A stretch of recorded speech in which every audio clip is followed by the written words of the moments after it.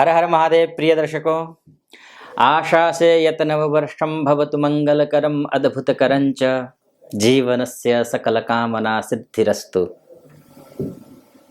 अर्थात मुझे पूरी उम्मीद है नववर्ष 2024 आपके लिए एक सुखद आश्चर्य लेकर के आएगा, समृद्धि लेकर के आएगा, वैभव लेकर के आएगा। आपकी हर एक मनोकामना पूरी होगी, आप यशस्वी हों, आप समृद्धशाली हों, वैभवशाली हों, आप भाग्यवान हों, आप यशोवान हों, आप कीर्तिवान हों, ऐसी मेरी हार्दिक शुभेच्छा एवं 2024 की शुभकामना। प्रिय दर्शकों, 2023 आपके लिए किसी अभिशाप से कम नहीं था। कर्क राशि वालों के लिए शनि की ढैया ऑलरेडी चल रही थी।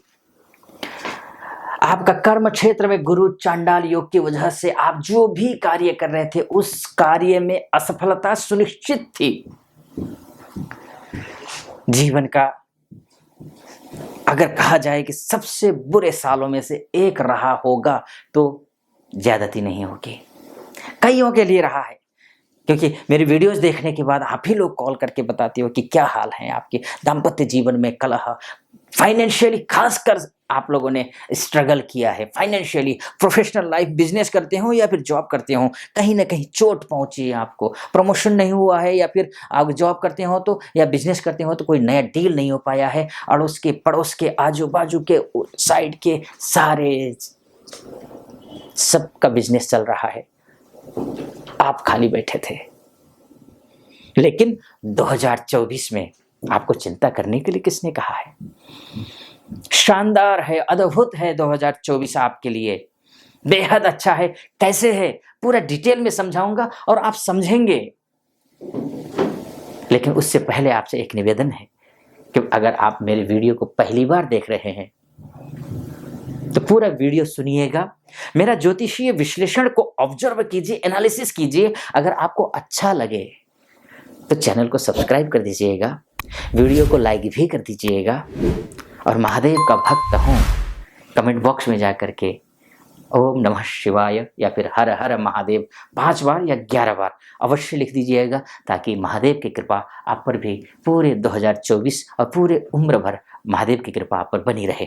चलिए विषय पर प्रवेश करते हैं। कर्क राशि वालों के लिए सबसे पहले बात कर लेते हैं कि आपका भाग्य 2024 में आपका साथ दे रहा है या नहीं दे रहा है। वो कहते हैं ना कि भाग्यम फलति सर्वत्र न च विद्या न च पौरुषम। भाग्य अच्छा हो तो हर एक चीज हासिल किया जा सकता है। जैसे कि आप भाग्येश आपका गुरु है जो कि केंद्रस्थ है, राजयोग है, और उसमें भी वो भरणी नक्षत्र में है। 16 अप्रैल तक भरणी नक्षत्र जो होता है वो ये भरणी नक्षत्र शुक्र का होता है, और शुक्र जो है आपकी राशि के हिसाब से ये लाभेश है। लाभेश जो शुक्र है वो आपको लाभ पहुंचाएगा। जब भाग्येश जब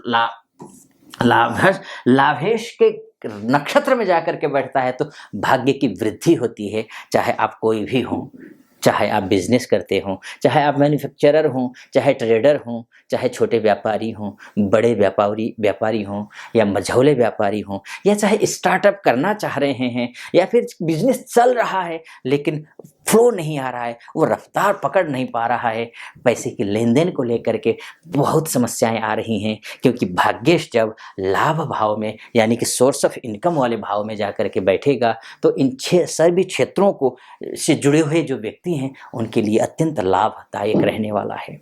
चाहे आप डॉक्टर हैं लेकिन अपना ही प्रैक्टिस कर रहे हैं, लॉयर हैं खुद प्रैक्टिस कर रहे हैं, कहीं आप जज हैं, या फिर आप सीए हैं, या आप अन्य किसी भी क्षेत्र से जुड़े शिक्षक हो, आप विद्यार्थियों के लिए बहुत अच्छा है, विद्यार्थियों के लिए भी, शिक्षक के लिए भी अच्छा है। आप यूपीएससी की तैयारी कर रहे हैं, आपके लिए सफलता मिलेगी। आप विदेश जाने के लिए आप कई बार आपने आईलेट्स के एग्जाम दिए, सफलता नहीं मिली है, मैं भरोसे से कह सकता हूं अगर आपकी कुंडली में, जन्म कुंडली में अर्थात date of birth, time of birth और प्लेस ऑफ बर्थ के हिसाब से थोड़ी बहुत भी गुरु की स्थिति अगर अच्छी है, कहीं मृत अवस्था का आपका भाग्येश नहीं है, तो निश्चित रूप से आपके लिए जो मैं फलादेश कर रहा हूं वो फलादेश 100% सटीक बैठेगा। अगर आपका भाग्येश ही अर्थात गुरु महाराज ही मृत अवस्था में हैं, षडबल में कमजोर हैं, दिग्बल में कमजोर हैं, कालबल में कमजोर हैं, त्रिंशांश में कमजोर हैं, चतुर्थांश में कमजोर हैं, उसके बाद दशमांश में कमजोर हैं, या फिर नवांश में होरा में या दृष्टान में कमजोर हैं, तो ऐसी स्थिति में मैं ये कहूँगा कि हो सकता है कि जो मैं फलादेश कर रहा हूँ वो फलादेश आप पर 100% सटीक ना बैठे। ऐसी स्थिति में आपको गुरु की उपासना हमेशा करनी चाहिए। कर्क लग्न वालों के लिए गुरु की उपासना संजीवनी से कम नहीं है। गुरुवार के दिन आप तुलसी जी के मठ में गोधूली के बेला में घी का दीपक जला दीजिए। ओम विष्णवे नमः इस मंत्र का जप करिए। गुरुवार के दिन पीले वस्त्र पहनिए। पीले वस्त्र नहीं पहन पाते हैं तो ये जो रक्षा सूत्र होता है, आप ये जो कलावा होता है, ये कलावा आप पीले कलर का भी आप पहन सकते हैं।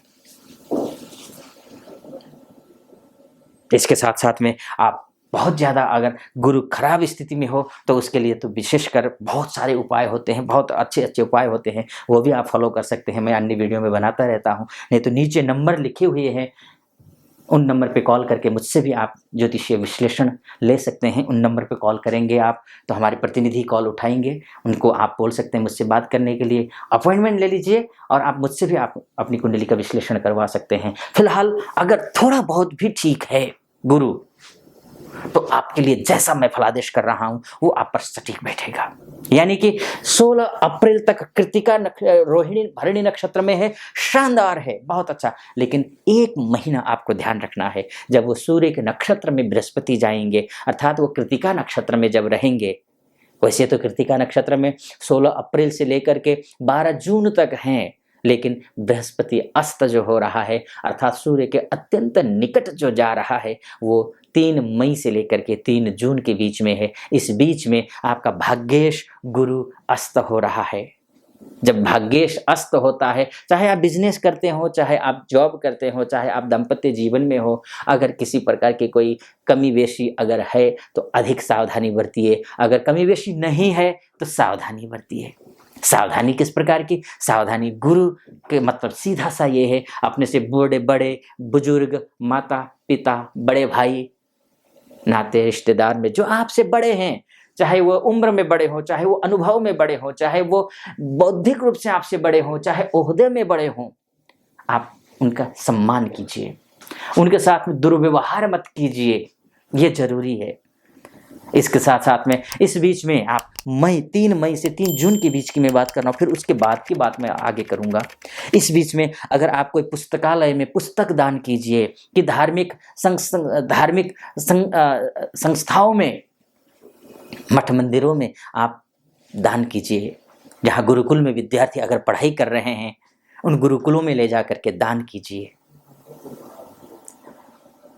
माता पिता की विशेष सेवा कीजिए, इससे बढ़कर कोई धर्म नहीं है। गुरु जब अस्त हो, भाग्येश अस्त हो तब ये, और गुरु का जप ओम नमो भगवते वासुदेवाय इस मंत्र का, या फिर विष्णु जी का जप ओम विष्णवे नमः जो गुरु का जप होता है, ओम नमो भगवते वासुदेवाय ये महामंत्र है भगवान विष्णु का। गुरु का जप ओम ग्रां ग्रीं ग्रौं सह गुरवे नमः इस मंत्र का भी आप जप कर सकते हैं। इस बीच में ये करके देखिए, आपको लाभ होगा। खैर आगे बढ़ते हैं। अब इसी बीच में 1 मई को ध्यान रखिएगा, 1 मई को वैदिक ज्योतिष के हिसाब से मैं थोड़ा आपको दोनों तरीके से समझाने की, नक्षत्र और वैदिक ज्योतिष दोनों हिसाब से समझाने की कोशिश कर रहा हूं। 1 मई को मेष राशि से निकलकर गुरु महाराज वृषभ राशि में जाएंगे। जैसे ही वृषभ राशि में जाएंगे, सब कुछ आप विवाह को लेकर के किसी प्रकार की कोई जद्दोजहद है उसमें आपको सफलता मिलेगी। आप किसी को पसंद करते हैं, बात नहीं बन पा रही है, 2023 में कटुता आई है, तो 2024 में शुरू से ही 21 जनवरी से ही खासकर मैं बोलूंगा 21 जनवरी से ही प्रमोशन का योग शुरू हो जाता है आपका। 21 जनवरी इसलिए क्योंकि 21 जनवरी से मंगल उदित हो रहे हैं। आपका प्रोफेशनल लाइफ का जो ग्रह है वो उदित हो रहा है। मान सम्मान, पद प्रतिष्ठा, पैसा, पिता, प्रमोशन, आप काम में कितना आपको श्रेय मिलेगा, इन सब का ग्रह 21 जनवरी से बहुत अच्छा हो रहा है, 30 अप्रैल तक। उसके बाद 1 महीना थोड़ा शांत रहिए, थोड़ा सा गंभीरता से लीजिए, मतलब काम को सीरियस लीजिए। उस काम को सीरियस तो पूरे साल लेना है, लेकिन उस टाइम लापरवाही की कोई गुंजाइश है ही नहीं। अन्य समय में थोड़ी बहुत लापरवाही ईश्वर साथ देगा आपका, है ना। लापरवाही, बुद्धिमान व्यक्ति तो लापरवाही करते नहीं है पहले। अगर बाई चांस आपसे गलती से लापरवाही हो जाती है तो ऐसी स्थिति में आपको 1 महीना तो विशेष लापरवाही समझिए कि करना ही नहीं है।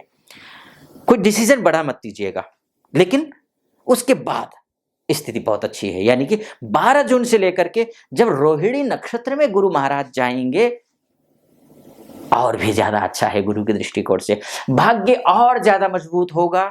और मैंने फिर से कहा ना आपसे कि भाग्यम फलति सर्वत्र। आप कर्म करें, उस कर्म का साथ आपका भाग्य दे,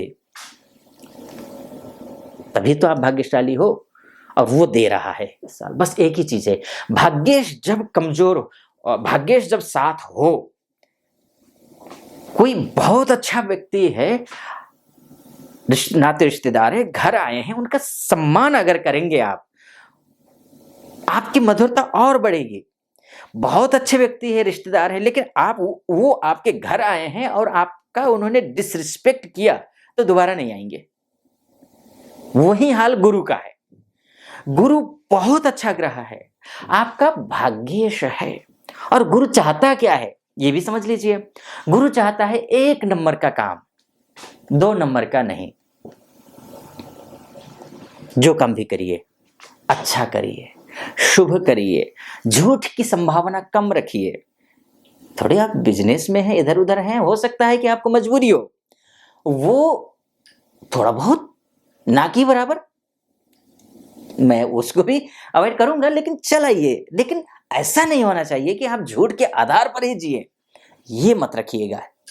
माता पिता का सम्मान करना, वो जो मैंने आपको गुरु का उपाय कहा वो करना है आपको, इतना ध्यान रखना है आपको। 9 अक्टूबर से गुरु महाराज वक्री हो रहे हैं, और ज्यादा अच्छा होगा। ये तो गुरु की तरफ से हुआ।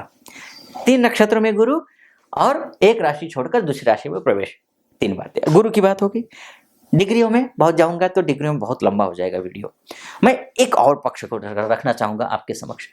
आप व्यवसायी हैं, पैसे का लेन देन करते हैं, कोर्ट कचहरी का मामला चल रहा है, तो शनि महाराज जो है वो दाम्पत्य जीवन में खटपटी चल रही है, पार्टनरशिप करते हैं, कोई स्टार्टअप कर रहे हैं, इन सब क्षेत्रों के लिए शनि का अच्छा होना जरूरी है। और शनि पूरे साल में 2 नक्षत्रों का गोचर करेंगे, एक शतभिषा नक्षत्र अर्थात ये राहु के नक्षत्र में, दूसरा गुरु के नक्षत्र अर्थात पूर्वा भाद्रपदा नक्षत्र में। और राहु के नक्षत्र में, अर्थात राहु कहां बैठा है, भाग्य स्थान में, अर्थात भाग्येश जो फल देगा वही राहु देगा। यानी कि शनि राहु के नक्षत्र में जा रहा है, बैठ रहा है, तो इसका मतलब कि भाग्येश, भाग्यस्थ नक्षत्र के हिसाब से, वैसे नहीं, नक्षत्र के हिसाब से राहु के नक्षत्र में बैठ रहा है। इसका मतलब आपका बिजनेस में आपका भाग्य साथ दे रहा है। दाम्पत्य जीवन में कोर्ट कचहरी का मामला चल रहा है, चाहे बिजनेस में हो चाहे दाम्पत्य जीवन में हो, अगर कोर्ट कचहरी का मामला चल रहा हो सुलझ जाएगा। विवाह हुआ है अभी अभी, शायद बात बन नहीं रही है, कभी होता ही है ना, विवाह करके जाए। कर्क राशि वाले हैं, अब कर्क राशि वाले, अब होता क्या है कि विवाह इत्यादि हुआ हो, या तो हो सकता है सास ससुर से प्रॉब्लम हो, या पति से प्रॉब्लम हो, या सास ससुर को बहू से प्रॉब्लम हो। प्रॉब्लम होती है, खासकर अगर वर्किंग हैं आप, प्रॉब्लम की संख्या बढ़ती है, चाहे लव लाइफ में हो चाहे विवाह आपने किया हो। तो ऐसी स्थिति में ये जो वर्ष है सुलझाने के लिए, ये जो वर्ष है मधुरता लाने के लिए है। आप 1 कदम आगे बढ़ाइए, पार्टनर आपका 2 कदम आपकी ओर आगे बढ़ाएंगे। परिवार में आपस में बन नहीं रहा हो, बनेगा। बृहस्पति परिवार को जोड़ता है, तोड़ता नहीं है, और पूरे साल में बृहस्पति अच्छा है। देखिए ना, लव लाइफ शिक्षक विद्यार्थियों के लिए, चाहे आप यूपीएससी की तैयारी कर रहे हो, चाहे आप आईलेट्स की तैयारी कर रहे हो, चाहे आप किसी भी उच्च शिक्षा की तैयारी कर रहे हो, पीएचडी की तैयारी कर रहे हो, आप एमफिल की तैयारी कर रहे हो, आप बीएड की तैयारी, एमएड की तैयारी कर रहे हो, हर एक क्षेत्र में उच्च शिक्षा की तैयारी कर रहे हैं तो आपको सफलता मिल रही है। संतान के लिए आप प्रयास कर रहे हैं, सफलता नहीं मिल पा रही थी, इस साल आपको सफलता मिलेगी।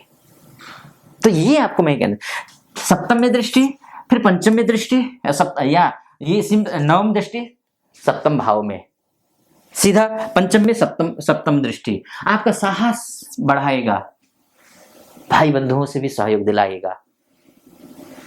शनि भी गुरु भी, राहु भी शनि के नक्षत्र में जुलाई से जा रहा है।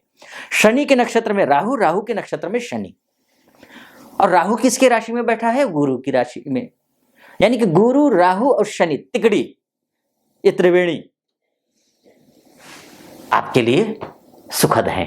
और एक बात, जुलाई से आपकी राशि के स्वामी के नक्षत्र में, हस्त नक्षत्र में, यानी कि चंद्रमा के नक्षत्र में केतु भी जा रहा है। और केतु जब इसमें जाता है तो केतु पताका योग बनाता है। केतु पताका योग, यानी कि पताका मतलब झंडा। झंडा कब फहराया जाता है? जब सफलता मिलती है, जब विजयी प्राप्त होती है। जब नक्षत्र में जाएगा चंद्रमा के नक्षत्र में तो अच्छा होता है, क्योंकि यह पताका योग ऐसे नहीं बन रहा है, वैदिक ज्योतिष के हिसाब से नहीं बन रहा है, लेकिन चंद्रमा के नक्षत्र में केतु है तो वहां पर विजय श्री प्राप्त होती है। लेकिन मन को भ्रमित करता है, मन को भ्रमित मत करना, मन को स्ट्रांग बनाए रखना।